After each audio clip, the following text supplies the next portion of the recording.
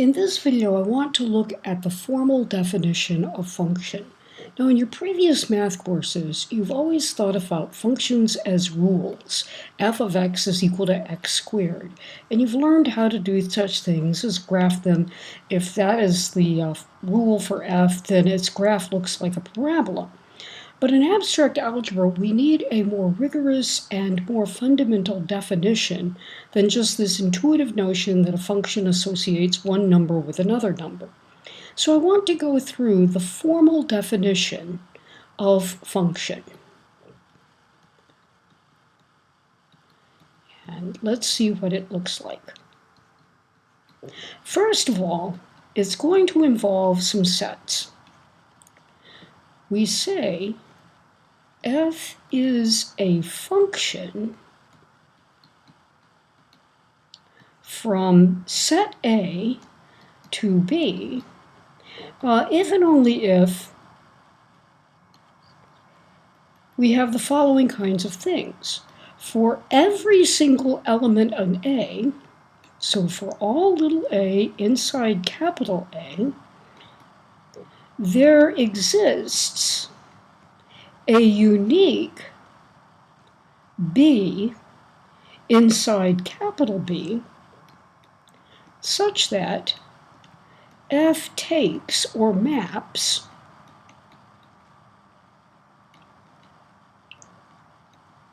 A to B. In other words, over here is our set A, and over here is our set B, and little a lives here, and f takes little a to that little b. And we usually write f of a is equal to b. Now, it's important to understand that this stuff about there exists a unique b is for each of the a's. And what that means is that we cannot have the following. We can't have the situation where we have an a and a that gets sent to two different b's. So that's not allowed in a function. But it doesn't mean that every single a goes to the exact same b.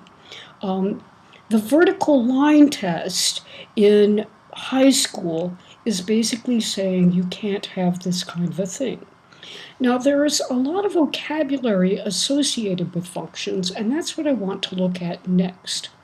So, if we have f as a function from a to b, and that's how we usually write the thing, then pictorially what we've got is the set A over here, the set B over here, and f is some kind of a rule for taking the elements in this set to the elements in this set. Now, it's important to understand that we have vocabulary. If we have an element in A and it gets sent to f of A, and we're going to say that this is actually equal to b, there are several things that we can say. We can say the image of little a is b. Or we can obviously say b is the image of a under f. All of that basically means that f of a is equal to b. So that's all what this means. We also have some other things. The set A is called the domain of f, and the set B is called the target of the function f. Some people will call it the codomain of the function f. And it has to be, you have to understand that if I pick anything in the set A, there has to be somebody in B that it corresponds to. So this would be f of a hat. But we don't have to have every element in B covered, and that's the next definition that I want to go through. So it's important to understand every A inside the domain has f of A inside the target set.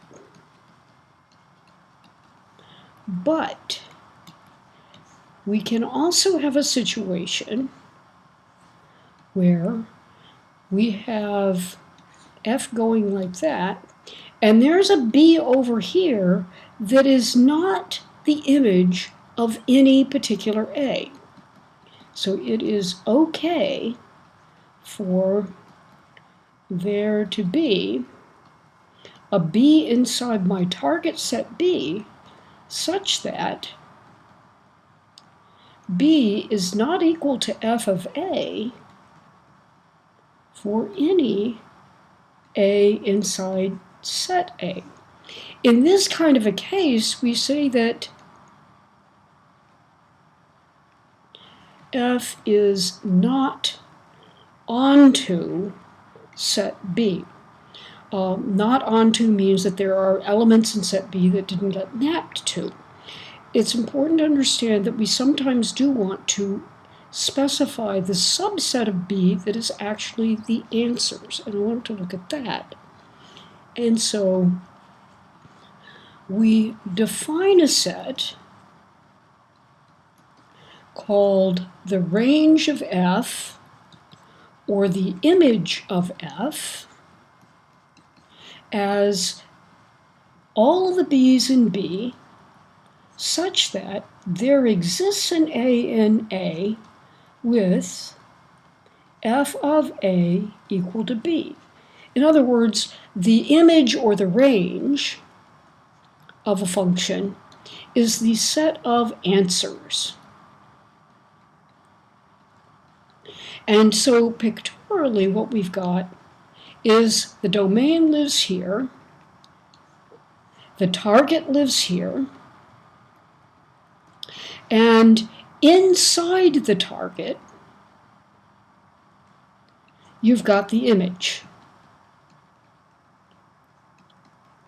All of these A's, no matter where they are, their answer lives inside this little subset of the target. And it's important to understand that there is a difference between the image of a function and the target set. That's the basic vocabulary that we will be looking at in this course when we are talking about functions.